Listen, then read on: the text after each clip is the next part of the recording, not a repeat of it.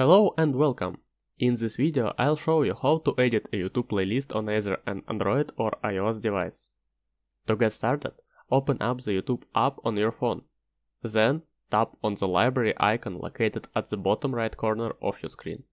Scroll down until you see your playlist. For example, I have a playlist titled Example, so I'll click on that. Next, I'll teach you how to delete a video from the playlist individually and how to delete the entire playlist. To remove a specific video, click on the three dots located on the right side of the video and then select Remove from Example. This will remove the selected video from the playlist. To delete the entire playlist, click on the three dots located on the upper right corner of your screen, then select Delete Playlist.